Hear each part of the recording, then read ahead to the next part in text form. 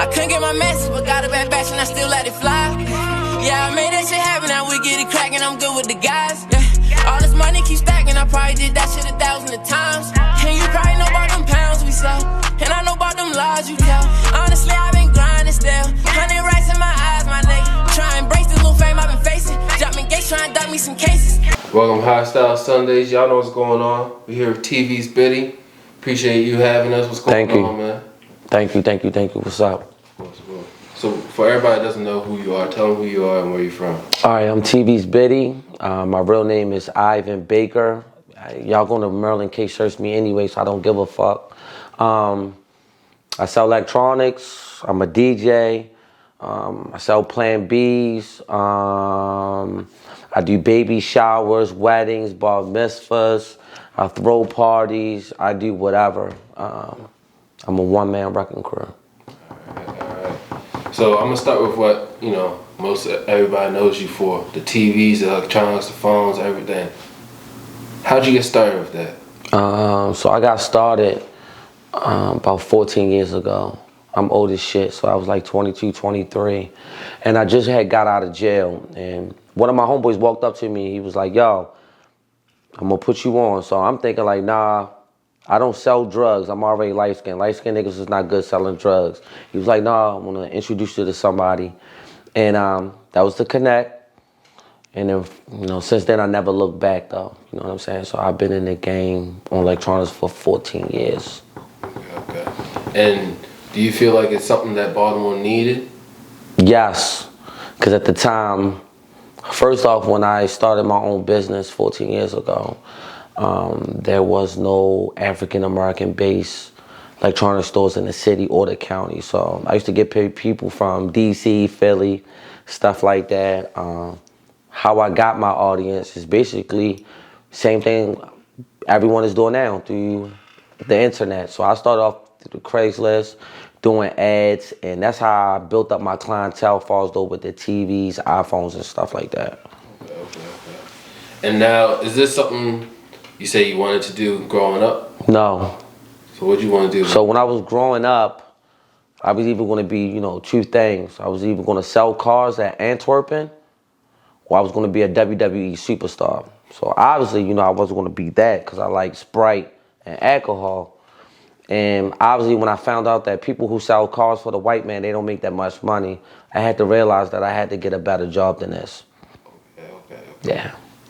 So, talking about growing up in Baltimore, what stood out to you or still stands out to you in the city? What stands out to me about this city is the people. I know that we are portrayed in the city as somewhat people who like to kill, rob, steal, or I guess everybody just eat crab cakes and say chew and hot dog and watch The Wire. I think the city is actually beautiful. I think the city has come together. I think the city has a better understanding what we want and what we wanted from the past and what we want the difference. And what I mean by that is that everybody wants their kid to be successful. Everybody wants to come out their house and I see crime and looting and stuff like that. So I think Baltimore is a beautiful city. I think the people, the women, they're go-getters. I mean, the media gonna say one thing, but the people in the city know what's up. Okay. And I want to ask, what made you get into DJing? So what happened was, I always had a passion for music. So my passion for music is always 90s music. That's my era. I was born in 84. So I'm going to know that late 80s, the 90s, the 2000s. So what happened was my man Doc had left his DJ equipment at the house.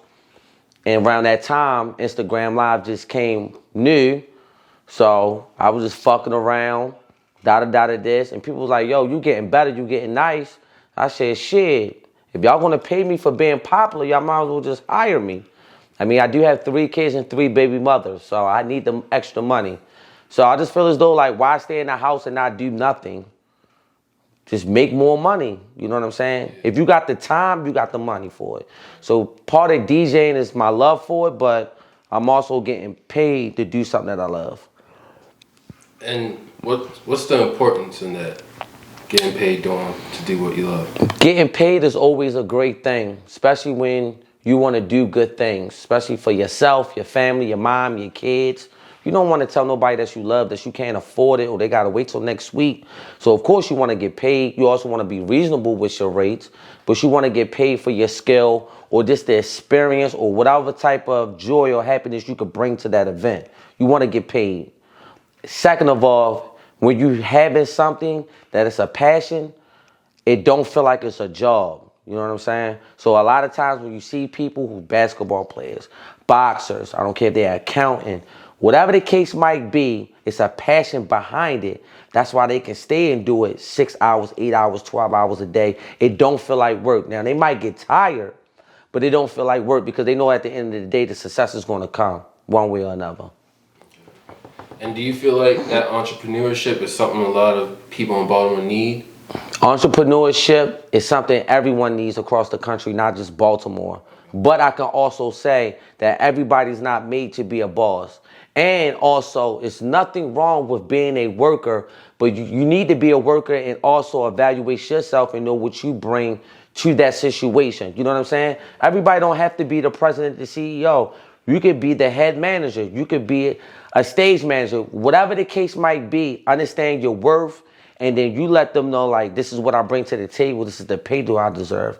Now, as far as on entrepreneurship, I think a lot of people should look into it. Not only with taxes, not only with, how can I say this, the freedom to do what you want, when it pays off, when the time is right.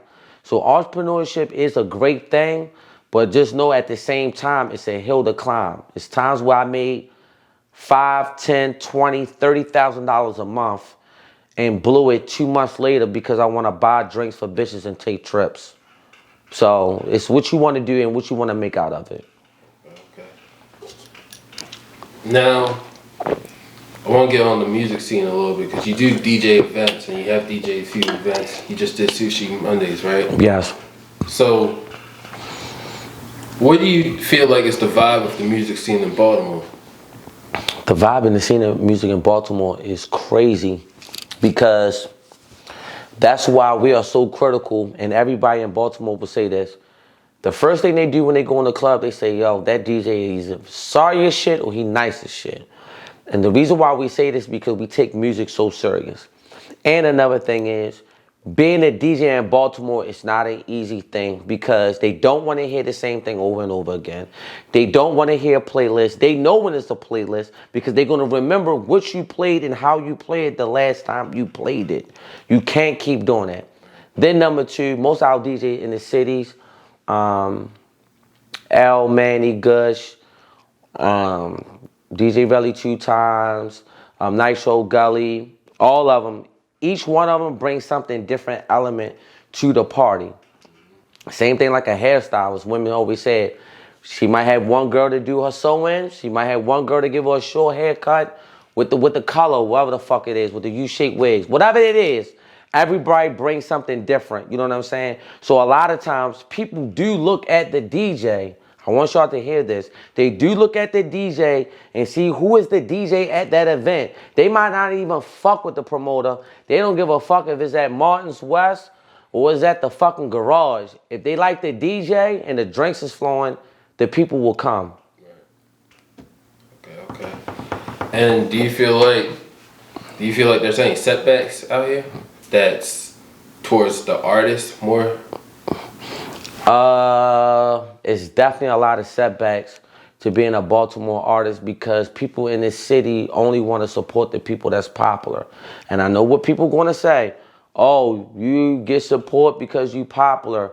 First off, I've been doing what I've been doing for years. But from an artist standpoint, I feel those a little bit different now, especially with Money J, Roddy Rax, and a few others that's coming up. You can tell those rappers got their push not from the old Baltimore, from the younger Baltimore. So you can see now it's starting to change a little bit. Even from the comedians. I like the comedians in Baltimore. Just Hilarious, Fonte, what's the other comedians I like? Cleon, and what's the other little young boy? I don't know his name. He be like, Why me? What? Fuck it. They'll say it in the video, dog. You hear the girls, they be like this. I'm dead serious, though. They be like, why me? Y'all ain't never hear a girl say that? It's a young nigga in Baltimore, dog. And the difference is that the younger community now is like, look, yo, we gonna follow behind you. We gonna push you. And it's, all I can say is hopefully that these up and coming stars in Baltimore not only get their push that they deserve, they just don't forget about the city in the process. That's all. And I want you to talk about that. You have a pop-up coming, a networking event, if I'm not mistaken, right? Yes, the networking event is coming in November. We already sold out. We sold out in 4 hours. And I'm trying to do a bigger one in December. The one in December, we did about 55 tables for this one. Sold out in 4 hours. 55 tables and 200 tickets in 4 hours. The one in December we have coming up, we're going to go for 100 tables. And then I'm going to do the big boy in February. We're going to do probably about 200 tables. Yeah. The reason why I did the pop-up shop, because I always feel as though like I'm always the middleman. It's people that got more followers than me in Baltimore and make way more money than me in Baltimore. And it's also people who are just behind the scenes, who don't have the connections or they want to connect with other people. So I look at it more of a pop-up shop, but I also look at it more as a networking event.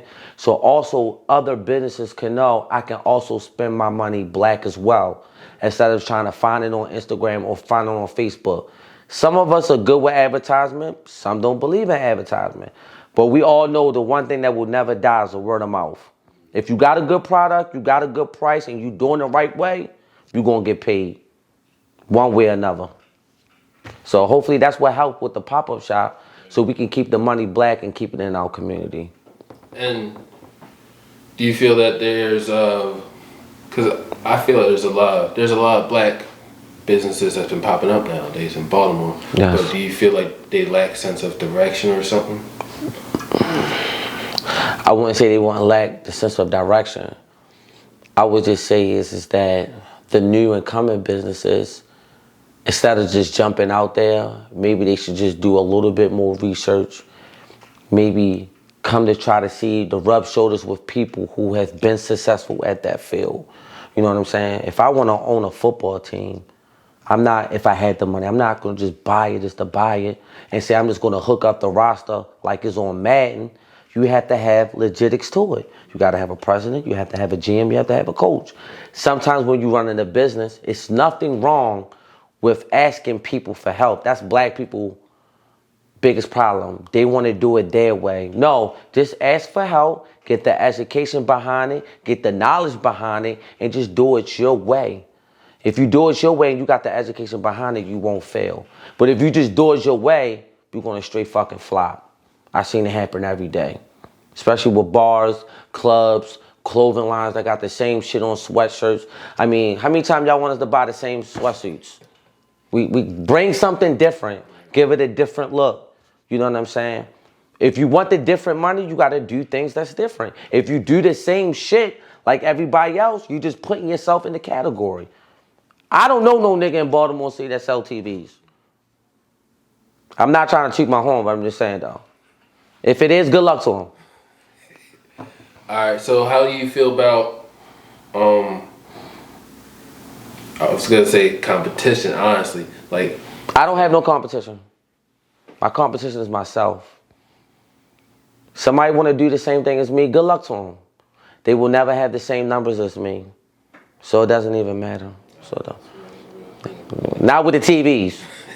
Damn, they want to do something else. I mean, I'm trying to get away from the electronic world just a little bit. But for those TVs, if I die tomorrow, ain't nobody sell no more TVs than me in this fucking city. Except Walmart, Target, and whatever. But for a small business-wise, no. I've been selling TVs for 14 years. How many TVs have I sold in my life? A lot of people ask me that question. I will probably say, on an average, probably